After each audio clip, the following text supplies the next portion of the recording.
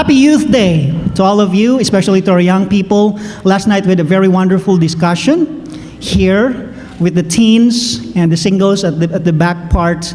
And it was very profitable, I believe. We have discussed a lot of issues and concerns of our young people. We looked at the different causes of those issues, and we tried to look at possible solutions and advice from the scriptures. That was a very profitable session from last night's activity. Now, I'd like to start my message today by telling you a story. Young people love stories. Okay, so I'd like to start with a story. How many of you here have heard the story of the mother mosquito and the baby mosquito? Maybe some have heard that. Most probably haven't heard it yet. But there was a mother mosquito and a baby mosquito. The mother mosquito said, "Child, never ever go out alone. It's dangerous out there." And the baby mosquito said, "Okay, mommy." All right. And then the mother mosquito went out to the market. Mosquitoes don't go to the market, but they love blood. Okay, there's blood in the market. She went out, do her errands, and when the baby mosquito learned that her mother wasn't there, she explored. Okay, the baby mosquito explored outside, and she was flying and very happy, like, wow, it's a wonderful world out here. Very nice. I see people doing their own things, and animals here, and birds over there, and so on, and the trees, and the world is a very nice place. She realized. She saw it in her own eyes, and she said, "My mother was wrong after all." And then, before the mother came home, she went home immediately, okay? She was afraid that her mother will find out. And so when the mother came, the mosquito was already there. She was smiling, la la la la la la la, okay? And the mother knew that something was wrong. The mother knew that the baby mosquito disobeyed her. You know, mothers can determine whether our kids are lying or not. And we could even see it from the way they act. The mother knew, and the mother said, "You went out, didn't you?" And the mosquito said, "Yeah, I did. I went out. But you know what, mother? You're wrong. It's not a dangerous place out there." "Now, how did you say that?" the mother said. "Well, there were lots of people there, and they were clapping for me. They were clapping for me. They're happy for me." Okay. And the mother said, "Good thing you're still alive. They were not clapping at you. They were planning to kill you." All right? So that's the story that I'd like to share with you. I'm happy to see most of you laughed. It's kind of funny to think about it, but there's lesson that we can learn from it, actually. The story shows pertinent lessons to two groups of people. And I'd like to address these two groups of people today in this message. This is a message dedicated for our youth, but I'd like to address this message to two groups of people. The first group is the parents, the caretakers, the guardian. And to the second group, I'm going to put it in point number 2. I'm going to address a message for our children, for our teens, for our young people. Let's start with the first group of people here. I'd like to go with you, ask you to go with me to the book of Deuteronomy. Now, just like what the mother mosquito said, it's a dangerous world out there. It's a dangerous world out there. Parents must realize that. We have to know that, and we should not turn a blind eye to the fact that it's a dangerous world out there. We hear of earthquakes. A few weeks ago, Japan suffered from typhoon. The strongest typhoon so far for this year Japan has ever had. And it damaged the Chiba prefecture. Okay? And not only typhoon, along with the typhoon was an earthquake as well. And I'm not sure how many casualties, but I think there were some who died in that calamity.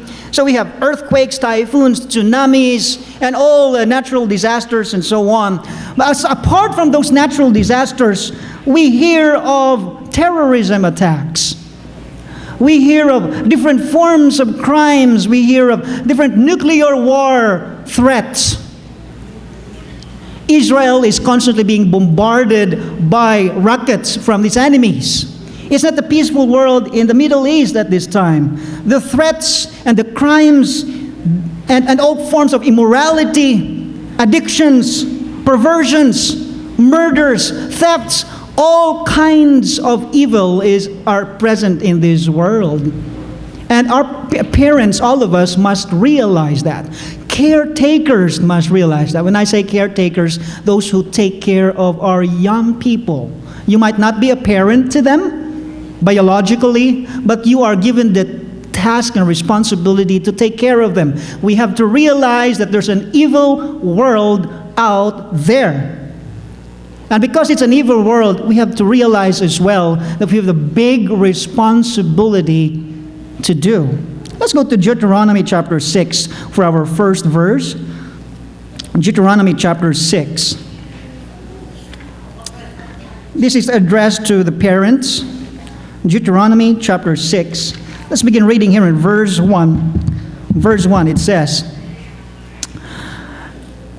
"Now this is the commandment, and these are the statutes and judgments which Yahweh your Elohim has commanded to teach you, that you may observe them in the land which you are crossing over to possess, that you may fear the eternal your God, or Yahweh Elohim, to keep all his statutes and his commandments which I command you." God is instructing the parents to keep his commandments, his statutes, his instructions.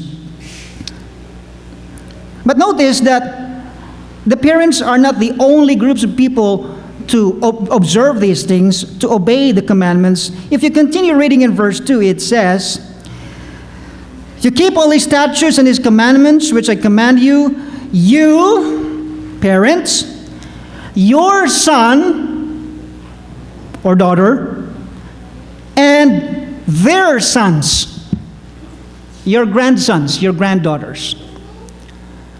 The instruction to obey the commandments of God is for the parents, for the children, and for the children of their children.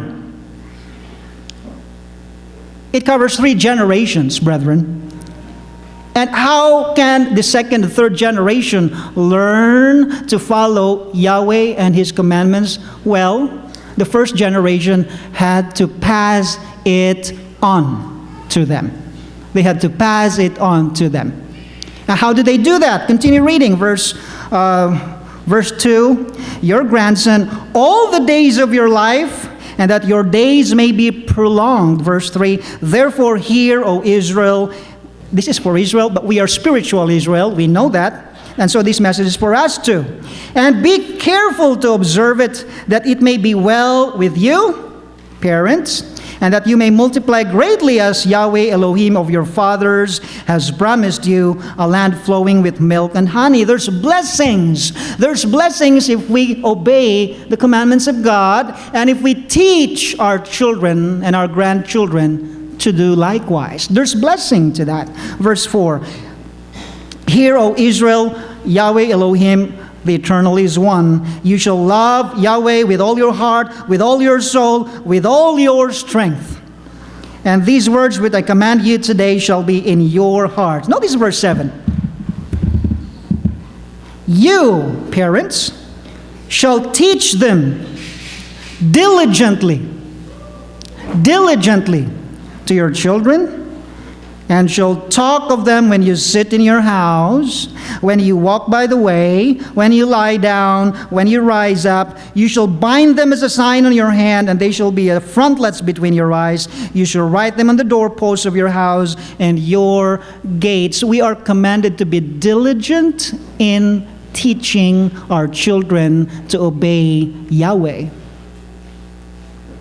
Diligence That means we should not lag behind in our responsibility to teach them. And every day is an opportunity to teach our children to obey God. Every day. We should not let any minute pass without us demonstrating to them and teaching them the importance of obeying God's commandments. And we have to do it now. We have to do it now. Why did Yahweh emphasize 3 generations here? You, your son, your grandsons, or your granddaughters. Why did He emphasize 3 generations here? Well, God knows that we are only 1 generation away to forgetting God. If we lag behind, if we fail to do our responsibility, the next generation will forget God. God knows that. And so we emphasize that we have to do our part and pass it on to the 2nd generation and to the 3rd generation. We should not allow disobedience to be seen in your generations. If there's disobedience in the 2nd generation, there's a truism to the statement that the failure of a child is a failure in the home. A failure of the child is a failure in the home. Of course, there are many other factors that we can consider, but it is a fact that when a person fails, we could trace it back to the failure in the home, brethren. So there's a big challenge. There's a big challenge for our parents, for our guardian, for our caretakers in raising their children, raising the youth, raising the teens, the young people in the church. Brethren, why are the youths nowadays addicted to social media? We discussed that last night with our young people, some of the struggles that they face. It came from them, okay? It didn't come from me. They contributed their experiences, their stories, and they told me one of the problems that they are facing is they have the tendency to become addicted to social media.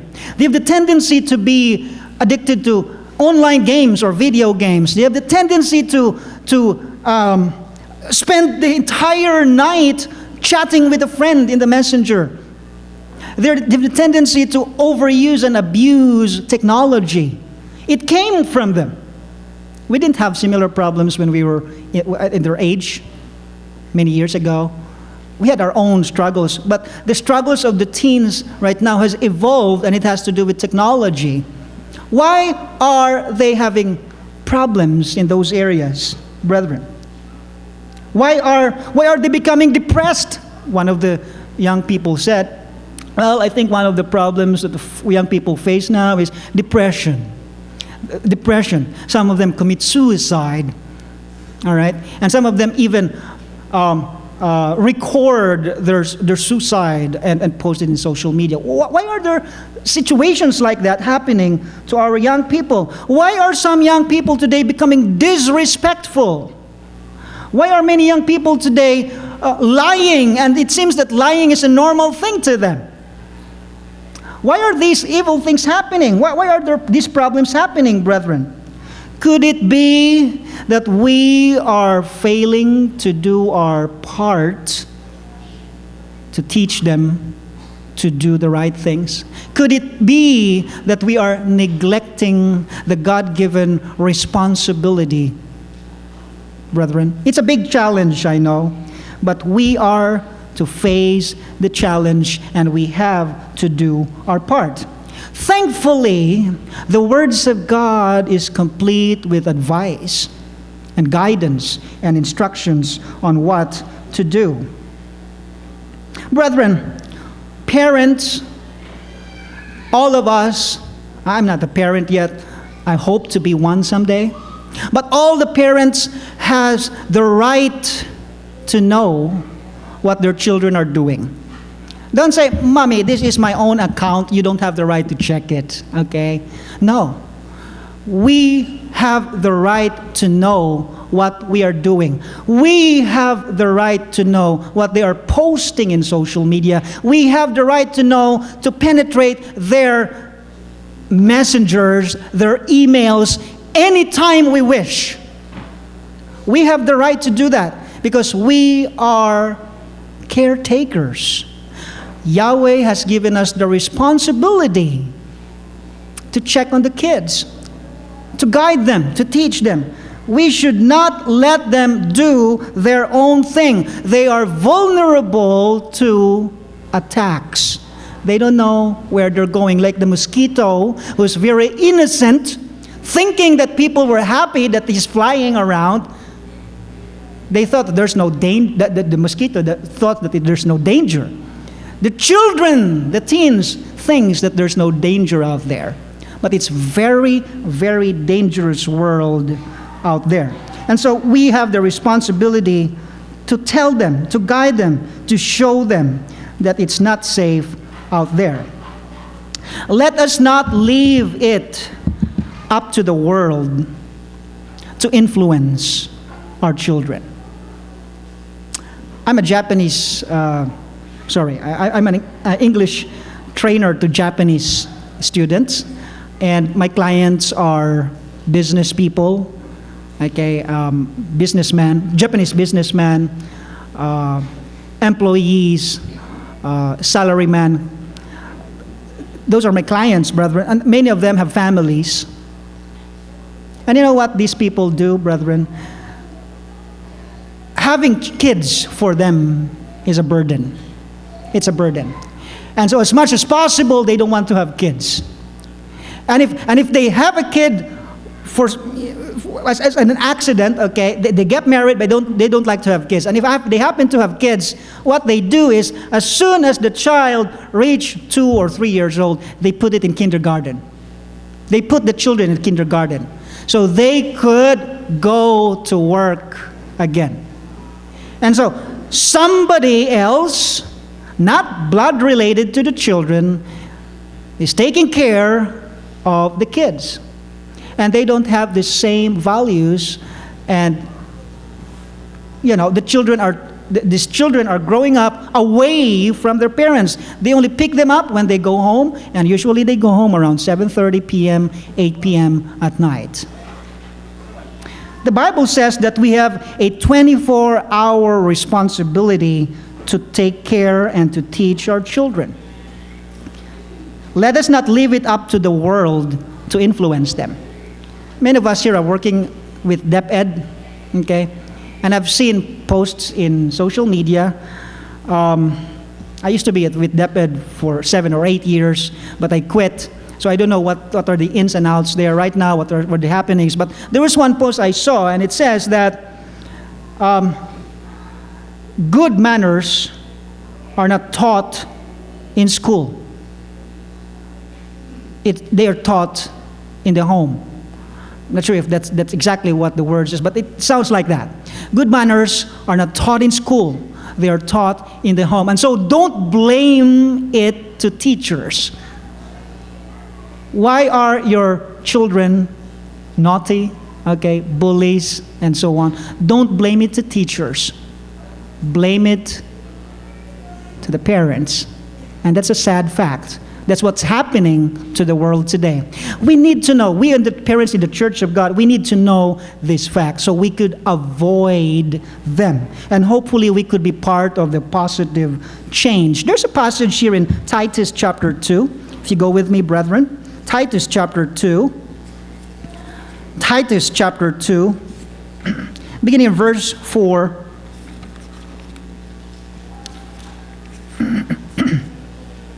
Titus chapter 2, beginning in verse 4, it says, let's start here, verse 1. Verse 1. But as for you, speak the things which are proper for sound doctrine, that the older men be sober, reverent, temperate, sound in faith, in love, in patience. People of God are required by God to develop these character traits. Verse 3, that the older women They're expected to be mature. Likewise, that they be reverent in behavior, not slanderers, not given to much wine, teachers of good things.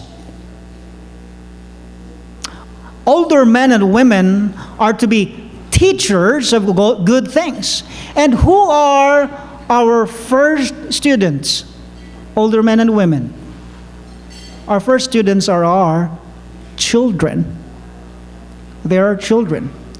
So we need to teach them good things. Verse 4, that they admonish the young women to love their husbands, to love their children. How does a wife learn to love and respect her husband? How does a young wife learn to respect the husband? It's the responsibility of the mother of that woman to teach her to respect her husband. And if she's not yet married, she's still single, she's still young, she has to be taught the principle of respecting her husband and loving her husband and her family and her children. So it starts at a young age. You should not wait till she gets married. Start teaching them good things now. And that includes what she is expected to do when she gets married, when she has her own family. What else? To be discreet, chaste, homemakers. How many of young people today know how to cook rice? Maybe a lot of them. Okay, very good if you know how to cook rice. How about fry eggs? Good. All right, if you know how to fry eggs. How about clean the home, wash the dishes, do the laundry? I know many young people who don't even know how to make their bed. But that's a basic homemaking skills that should have been taught by the parents. If the young person doesn't know how to do it, there's a failure on the parents. Now, that's not my word, okay? That's not my word. It's in the scriptures. We are given the responsibility to teach them homemaking skills. My mother taught me how to cook. My father taught me many things as well. And those things I value so much because they're very useful even now that I'm already an adult. It was not from my mother, but I've read something that says that even men should learn how to cook. Even men should learn how to cook. Of course, it depends on the interest of the person, but sometimes it helps when the man learns how to cook, even just the basics, okay? Cook rice, have some soup, malunggay soup or whatever, or fry eggs. That helps a lot, especially in emergency situations. You don't have to learn elaborate meals, young men, okay? You don't have to learn to cook them. But it helps, especially when the wife is sick and tired. And especially if they are sick and tired of you. Okay? Nakakatulong yan eh. Pagluluto na lang kita. Sige. Okay? So, yeah. It's a very helpful skill. And if men should learn even these cooking skills, how much more the women? All right? The women should be taught how to do homemaking skills. Continue reading here. Homemaking skills, good character, respecting the husband, and loving them, the children as well. Continue reading verse 4. Good, okay? Older women has to teach their children, younger women, to be good, to be obedient to their own husband, that the word of Yahweh may not be blasphemed. Likewise, exhort the young man to be sober-minded. It's not just for the women, it's also for the young man. Exhort the young man to be sober-minded. Who teach the young man?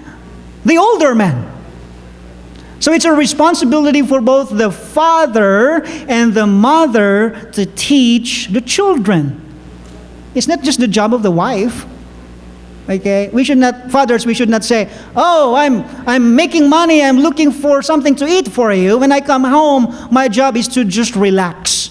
Don't disturb me." No. It's also the job of the fathers to teach the sons, to teach the children. Exhort the young men to be sober-minded, in all things showing yourself to be a pattern of good works. In all things. In all things. We should be a pattern of good works. That means we don't just teach in words. We should teach and we should show them a pattern. And when we say pattern, that means example. We should teach them by example. How can a wife or how can a daughter learn how to teach or how to love their husband if the mother does not respect the husband? Okay? All right, little girl, when you grow up, you should love your husband and, cook and prepare for the family and so on. But she doesn't do anything at home. It's all the husband doing the job. And that goes with the husband as well. How can you teach your son to obey God's words if you yourself violate God's words and His commandments? We teach them to put God the priority in their life. Okay, not compromise on the Sabbath, but we could easily, we as parents or as a father, compromise on the Sabbath. That's not effective. Teaching by example is what God is teaching us here in this verse. Continue reading in verse 7. In all things showing yourself to be a pattern of good works, in doctrine showing integrity, reverence, incorruptibility. Integrity, reverence, incorruptibility. Integrity. It has to do with honesty. When you have integrity, you're an honest man. And one of the simplest ways by which we could show integrity to our children is by keeping our words. When we promise something to our children, we should keep them. We should keep them. That's one simple way to show integrity. Reverence, respect to all men. Respect to the wife, respect to the children, respect to God. Incorruptibility in words, in conversations, in thoughts, and in actions. Verse 8, sound speech that cannot be condemned, that one who is an opponent may be ashamed, having nothing evil to say of you. Okay, we stop there in verse number 8. So you see, brethren, that it's a responsibility of both the husband and the wife, the father and the mother. This is not an easy task, but it is something that we can do. Yahweh will not give us something we cannot do. And He gives us all the help that we need. The instructions are here. First, we need to apply it in ourselves so that we can be effective in teaching them to our children. Show by example, teach by example, brethren. One of the best examples we can show as parents is how we value our relationship with Yahweh. That's one of the best examples. If our children can see that we are putting God first, they will respect that, brethren. I didn't have perfect parents. Okay, they have flaws, they have weaknesses, they have failures as well. But there's one thing I would never forget. Growing up, I would never forget this, brethren. Every morning, my father would wake us up. Every morning at 5 a.m. He would wake us up so we could study the Bible and sing hymns together and pray together every morning. I could remember that vividly in my mind. I was so sleepy still. I didn't want to get up, but he was consistent with the training. Every single day he did that. And before we sleep at night, he makes sure that we don't go to bed without having Bible studies together and singing hymns together. My father did that in our growing years. There was a point that he stopped, of course. We were adults already. But because of the training from an early days of our lives, it was inculcated in our hearts. It was put in our system such that we developed the fear of Yahweh. Not all of my siblings had established a serious relationship with the Father, okay, with God. But there's this seed that my father planted in our hearts. And I know that one day that seed will grow. If not for them now, but in the future as God allows. It's important, brethren. There's a big impact when we do good things and show good things to our children at a young age. It will not be forgotten. They were not perfect. My parents were not perfect. But those are the things that He did to us that we could never forget. And I would say it has a very positive impact in my life personally. If not for that kind of training, I might not be here. I might not be here. So that's one thing I'm very thankful to my parents for. I'd like to read another passage here in the book of Psalm, brethren. Psalm chapter 127. Psalm chapter 127. Beginning in verse 1. Psalm chapter 127 and verse 1. We'll read the entire chapter. It is a very short chapter. Psalm 127 says here, unless the Eternal builds the house, they labor in vain who build it. You want to have a good family? Good. That's a good goal, to have a good family, to have a wonderful family.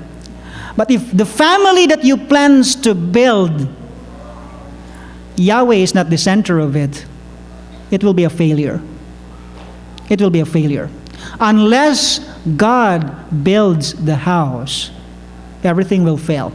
That's why I emphasized to our young people last night, before you commit to a relationship with an opposite sex, have you already committed a serious relationship with your Father in heaven? If you haven't, how could you commit completely to a man?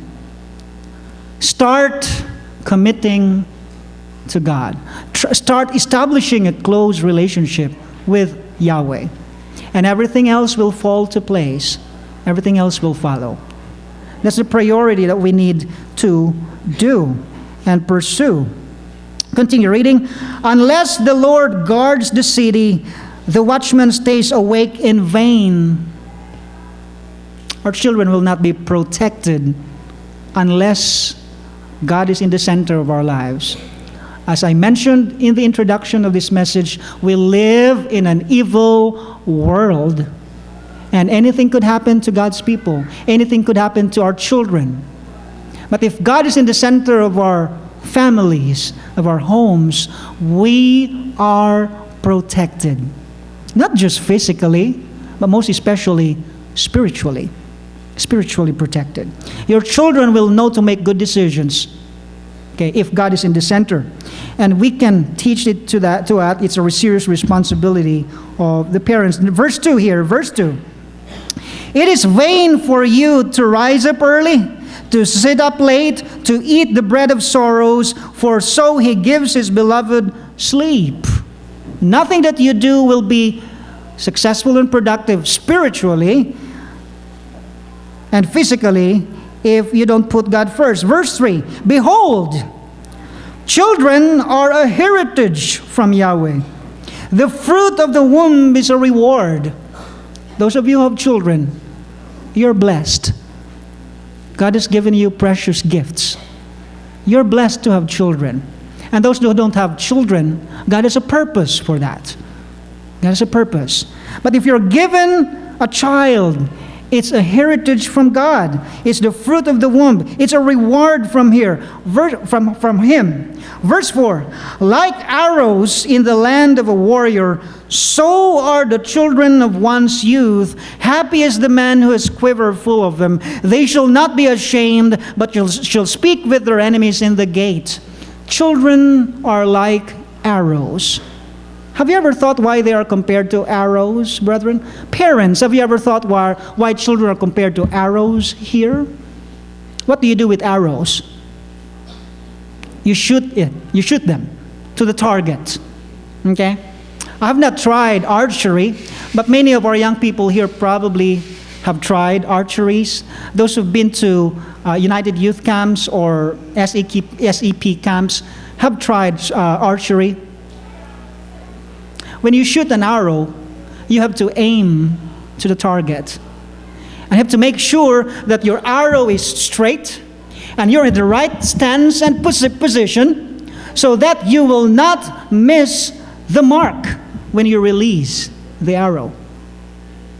Parents have the responsibility to make sure that the arrow is straight and to make sure that they are in the proper stance so that their children will reach their future,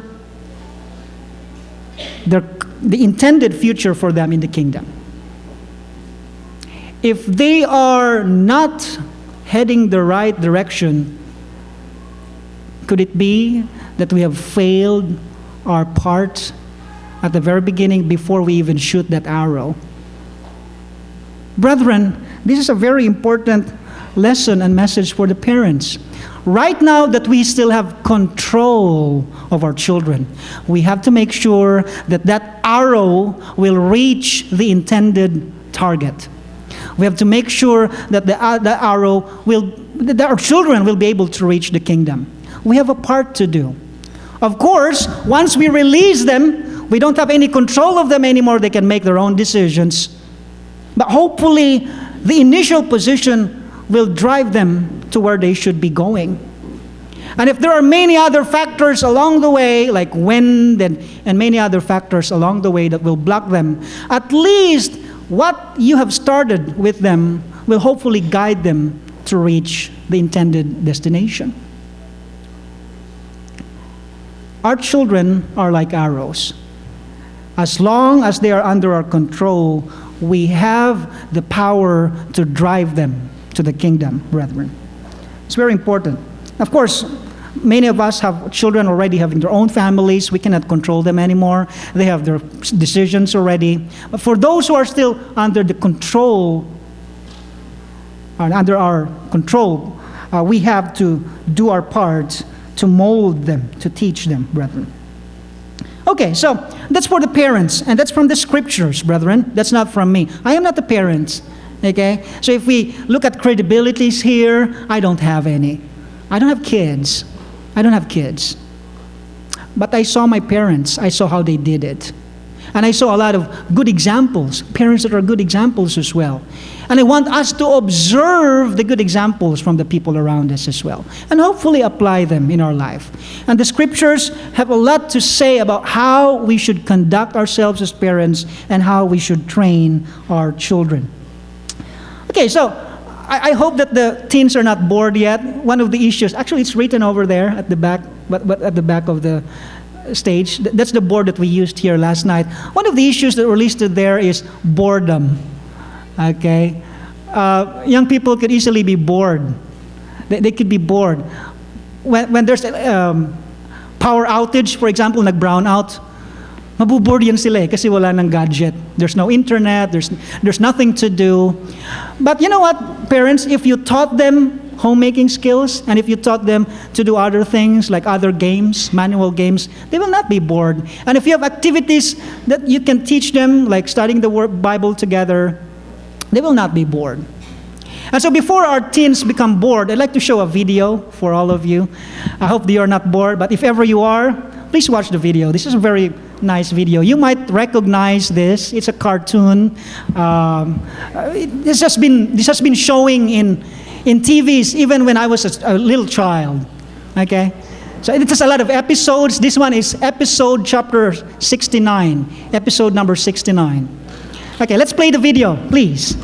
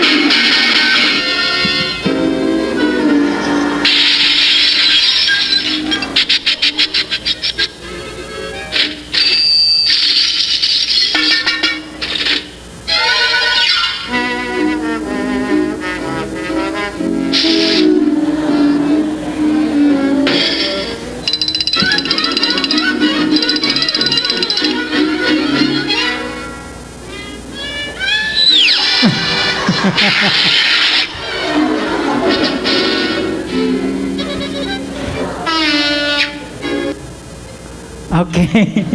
Actually, mahaba pa yan, so tinanggal ko na lang. Okay. I have some edited scenes there because they're not appropriate. They're very violent. But I'd like to show that clip, okay?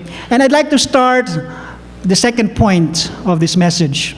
The second point is a message for our youth. This is a message for our youth. Young people, teens, children, there will come a time that you will have to make a choice. There will come a time that you will have to make a decision. Regardless of whether you have had a good example or a bad example. Even if your parents failed in certain areas of training you, there will come a time that you will have to make a decision, that you will have to make a choice. Remember, the Bible says you are arrows. Your parents will not be holding you for the rest of your life. They will have to release you.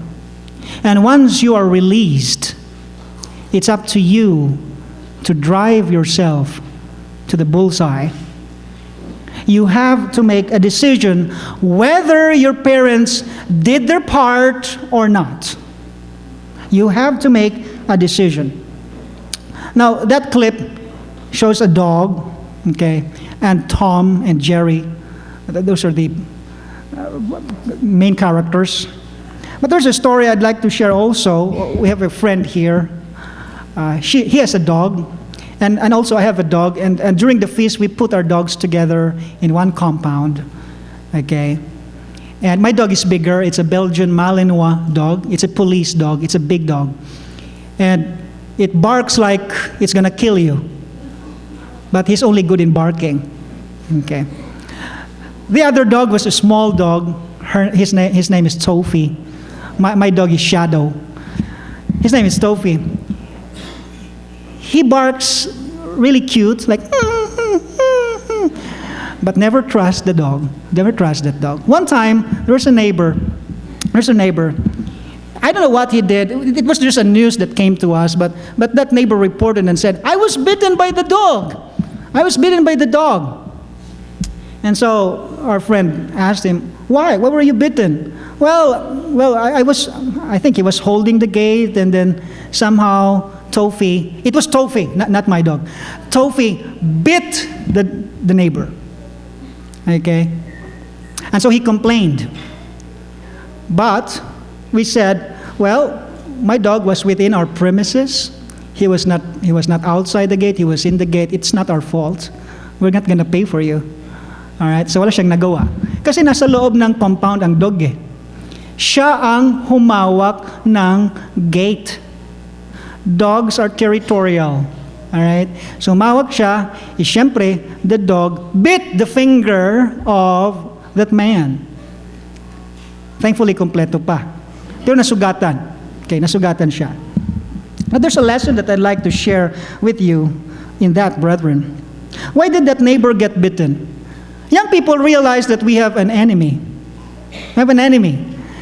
And the Bible tells us that that enemy is like a lion. Thankfully, it's not a dog, but it's a lion. And it's even worse than a dog. And it could bite you. It could bite you and it could destroy you. It's like a roaring lion looking for somebody to bite. And not just bite, devour, kill. He's looking for anyone to kill. But going back to that story of that neighbor who was bitten by the dog, why was he bitten? I tried to analyze the situation. Why was he bitten? Why was he bitten, brethren? Well, there are some points here that I could see. He was bitten because he got too close enough to the dog. He got too close enough to get bit. Pag hindi niya hinawakan ang gate, do you think he will be bitten? No, he will not. But he got too close enough to the dog, and that's the reason why he get bit. Young people, there's a lesson to that, brethren. There's a lesson. Don't play with fire. Because if you do, sooner or later, you'll be burned. You'll be burned. God sets the demarcation line. He set the boundary. Okay? We've seen the cartoons. There was that line. Okay? And as long as you don't get past that line, you are safe. The enemy could bark itself to death, but it will not be able to attack you. It will not be able to hurt you as long as you stay within that line. But be careful. Be careful. The enemy could erase that line and put it closer to him. And that's what happened to Tom. Tom get hurt. Kinat ko na kasi gore. Pero wala yun doon. Kinat ko na siya, pero it's not necessary, the other clips. But the enemy got close, he raised the line and put it closer to him. And so Tom thought that he was still safe. He went very close to the line, only to find out that he was within the enemy's grasp. He was within the enemy's grasp. And it was too late for him. Okay? He got hurt. Tom got hurt, brethren. So, who draws the line here? Who draws the line? It's Yahweh. This is where we could find the boundary. This is where we could find the place where we could stay safe. If you go beyond the principles written here, you will be killed by the enemy. And take note, the enemy could manipulate things. He could erase the line. The devil the devil moves the lines back. Okay? He moves the lines back. He erases it, moves the line back, and that's why in TVs right now, okay, TV programs, young people think that the TV programs are safe. They're not. You think that the movies and the novellas that you watch and the series that you watch are safe? They're not. First of all, they're killing your time. Secondly, what lessons are you learning from it? Lessons of adultery, lessons of, boy-girl relationships, lessons of lying and thefts and so on.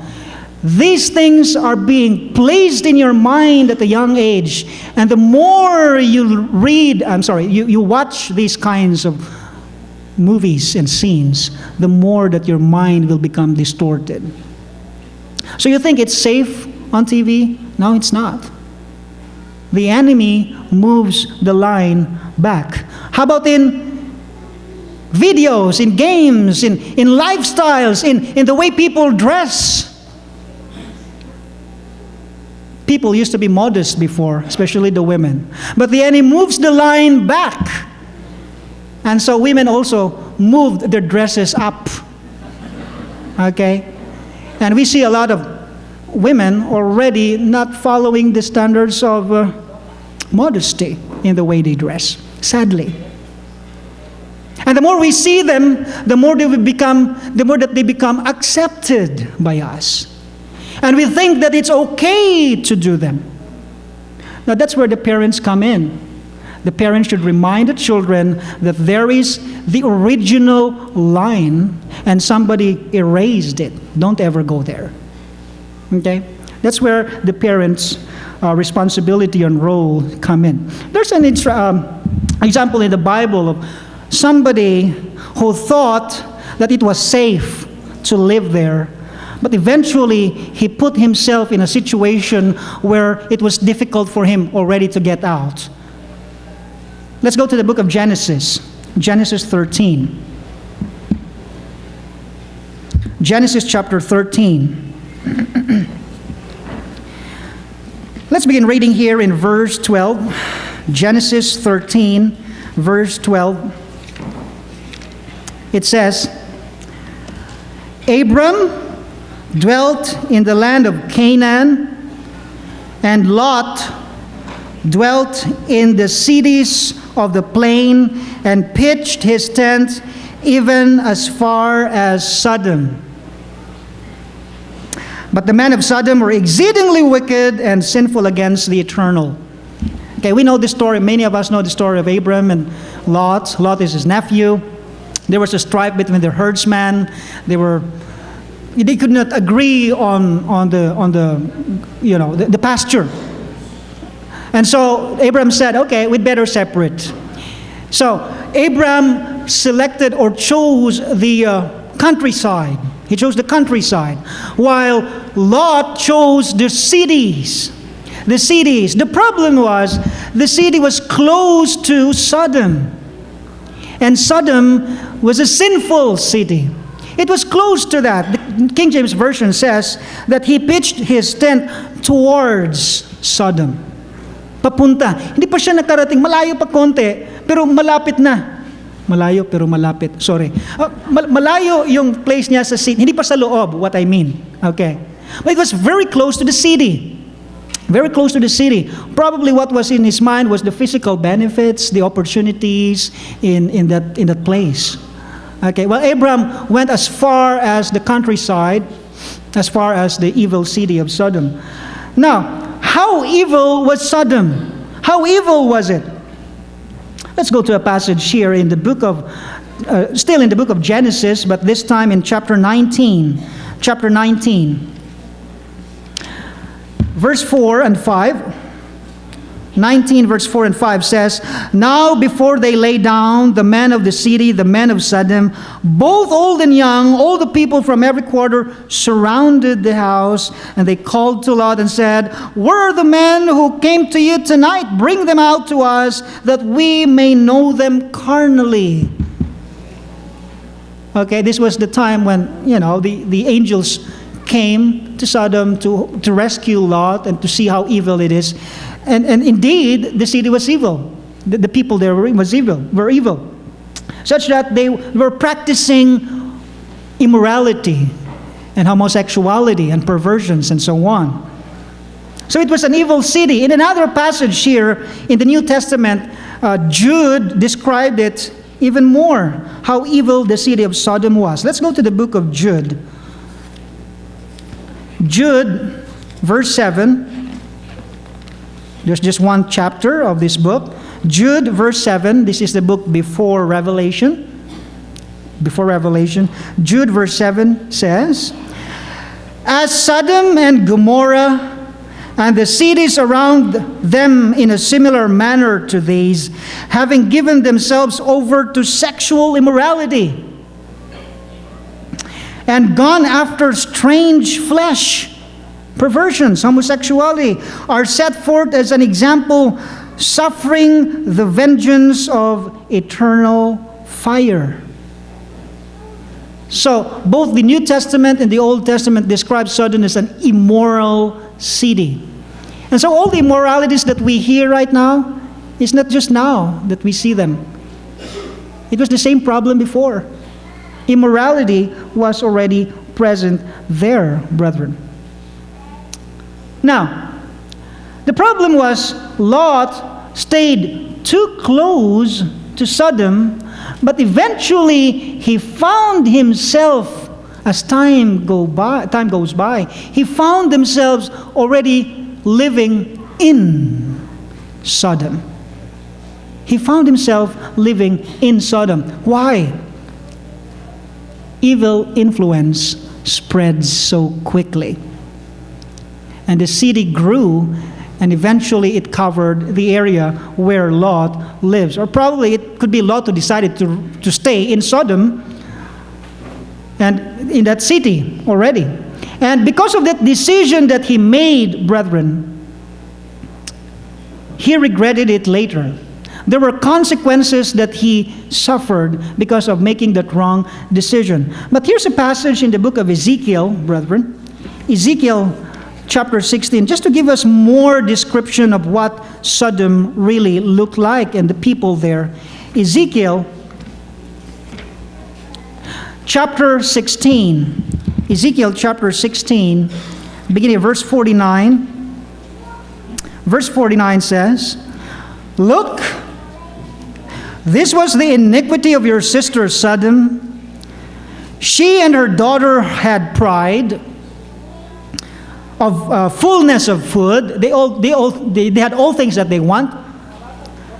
They are filled with material things. Abundance of idleness." Sounds like many of the young people in our generation. Abundance of idleness. What do young people nowadays do? Hopefully it's not happening in our church, but we could observe this with the young people outside. They spend most of their time being idle. They say, "I'm not being idle, my thumbs are working." Okay, they're busy with their games. I told the young people last night, you know what busy stands for? Busy actually means being under Satan's yoke. And they were surprised to know that. Sometimes we think we're busy, but we're just doing things that are not necessary. And it's eating up our time, such as we don't have time for important things. Being under Satan's yoke, and sadly many young people in our generations are victims of this. Continue reading. Verse 49. "Abundance of idleness, neither did she strengthen the hand of the poor and needy." The people of Sodom were lazy, they were immoral, they were perverts. They didn't have care for the poor. They didn't have care for the needy. And very few of the young people nowadays have that outgoing love and concern for other people. And that's what we here in the church, young people in the church, that's what we would like you to develop. To have care and compassion, to have love for each other, to be productive, not to be lazy, not to be doing things that are not necessary, that are wasting your time. Try to do something productive, brethren.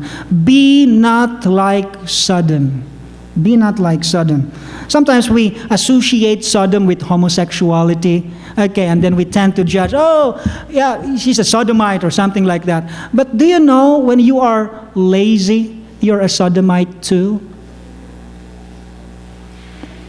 When you are idle and doing nothing, you could be a sodomite too. That's what these people were doing. Okay?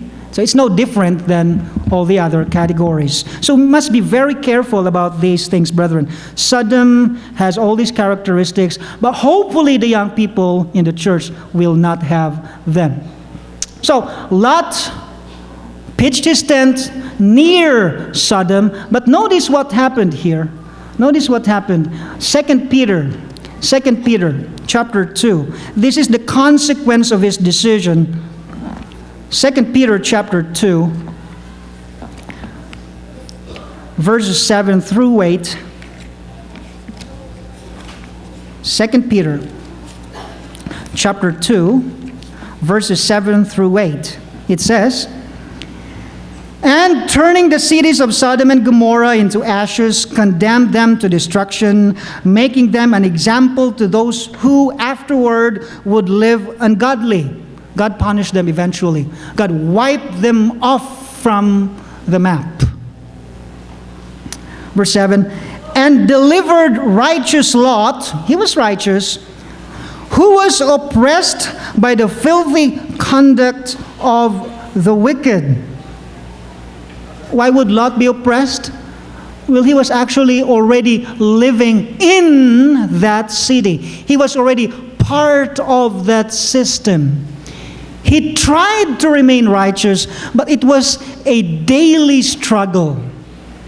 It was a daily struggle for him. He was vexed with the evil that he sees around him. That was a big problem for him at that time, brethren. And he could not put himself out of it because he already had a family there.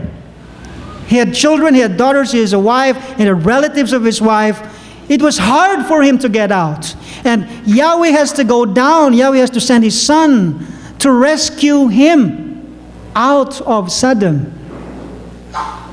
Thankfully, he was rescued. But there were collateral damages.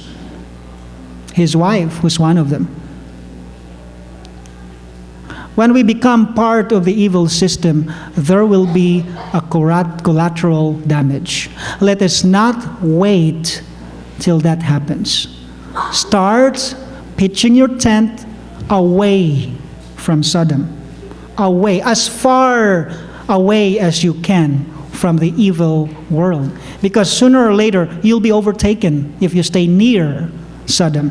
And you will suffer the consequence. No matter how you try to be righteous, you will suffer the consequence. Stay away from Sodom as far as you can, brethren. One of the key verses that we have tackled last night in our forum is in 1 Corinthians 15. 1 Corinthians 15, verse 33. 1 Corinthians 15, verse 33, it says, "Do not be deceived. Evil company corrupts good habits." Young people might rationalize, well, my friends are good. I'm in a safe place. Nothing's going to happen to me. Do not be deceived, because evil friends will influence you sooner or later. Stay away as far as you can from evil company. Stay close to people of like mind, to your brothers and sisters. You need a family. You need a family. You know what? Our enemy, Satan, just like a lion, he attacks when we are isolated. He attacks when we are isolated. A lion does not attack a herd. It attacks an isolated animal. And so, young people, we need each other. We need the church. You need your parents. You need your friends in the church. Don't stay away from them. Because if you do, you will be attacked. That's the same strategy that Satan did as he influenced the Amalekites, the enemies of Israel. If you go with me here, brethren, to Deuteronomy chapter 25. Deuteronomy chapter 25. Deuteronomy chapter 25 and verse 17 and 18. Deuteronomy 25 verse 17 and 18 says, "Remember what Amalek did to you on the way as you were coming out of Egypt? How he met you on the way and attacked your rear ranks. All the stragglers at your rear when you were tired and weary, and he did not fear God." Brethren, the enemy attacks those who are at the rear, those who are behind, those who isolate themselves, those who are weak. And Yeshua said, the young people are one of the weakest people in the church, in the family. They're considered the lambs, and the adults are the sheep. We have the responsibility to protect the lambs. And the lambs should not isolate themselves, because sooner or later, you will be attacked. Either in the form of ungodly friendships, in the form of human relationships, in the form of addictions, gadgets, games, wrong priorities, etc. But you will be attacked. But if you're with the people of God, you have a constant communication and fellowship with the righteous people, the enemy will find it hard to attack you. You know what a lion fears the most? Not really the most, but one of the things that the lion fears of is fire. That's why those campers who go to the wilderness at night, They sleep and they put a bonfire, and they sleep around it as close to the fire as possible, because a lion fears fire. Young people, if we have fire in our fellowship, if you're burning with zeal to doing God's work, it's difficult for the enemy to attack you. Never isolate yourself. You isolate one coal from the rest, sooner or later, the fire would die down. But if you put one cold coal near the rest of the fire, the burning coal, it would just take a matter of minutes before that coal would burn hot red or red hot. You will be influenced by good people. And also you will be influenced by bad people. So choose what kind of influence you would want to have. It's always a choice. We make choices, young people. Choose to do the right thing and to pursue the right path. Never lag behind in your Bible studies. Never lag behind in your fellowship. Never say, oh, well, it doesn't matter, I'm still young. God will understand. When I grow old, I'll take things seriously. But no, God will understand that I'm not yet that serious. Never think like that. Never go that way. Because the enemy targets you. Brethren, there are many things I'd like to talk more here, but our time needs to be cut short. Just a final point here. Just a conclusion, brethren. Going back to the story of the neighbor, you might ask, what happened to the neighbor? Was he hospitalized? Did he get injected? Did he die? Okay. Well, thankfully the neighbor's still alive, I hope. He's still alive? Okay. He's not yet barking. Not yet. Baka may rabies na eh. Thankfully, Tofi I had some anti-rabies vaccination, so no problem. Same with my dog. So even if my dog bites you, don't worry. But don't go close to my dog, okay? Don't trust an animal, because a dog will always be a dog, no matter how you train it. A lion will always be a lion, no matter how you train it. A snake will always be a snake, no matter how you train it. It might appear like a fish, when a snake sticks its head out and hides the body, it looks like a fish. But when it finally reveals itself, it's a snake. And even if it sheds its skin off, it's still a snake. It will display its wild nature. It will bite. We've seen many stunts and animal trainers on TV. We have local animal trainers, we have international. We've seen accidents like that, okay? They were very confident. They thought that the animal was tamed. But then they were in the show, and it was shown to the public. People were watching. They were mauled by the tiger or lion or crocodile or whatever. Because they're just animals. They're wild, and that's what they do. And so no matter what we say, no matter how we rationalize, evil friends will harm you.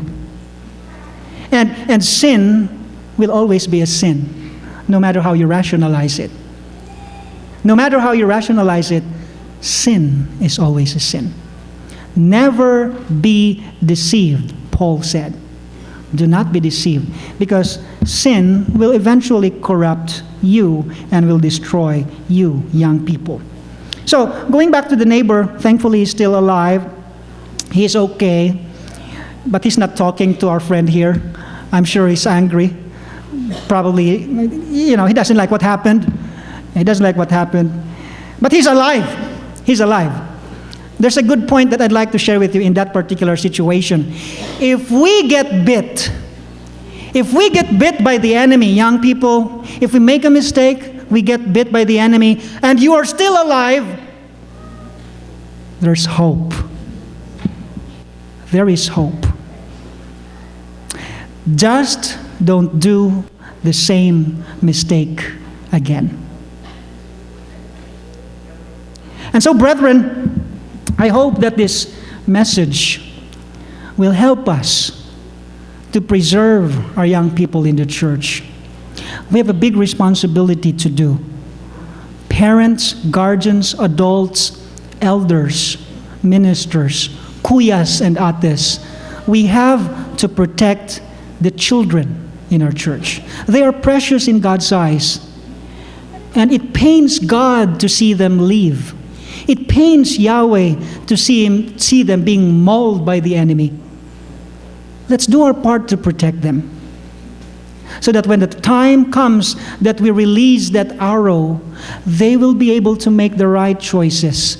They will be able to drive themselves to the destination that you have taught them to go when they were still under your control. And even if the wind and all the other external factors will try to divert their focus, they will still remember to go back. They will still remember the right way, and hopefully they will pursue and continue to go to that destination. This message is just 2 points, but these are very important points for all of us. And I hope that we will see our young people grow in the church, grow in the nurture and the understanding of the words of God and the application of the things that they are learning from us.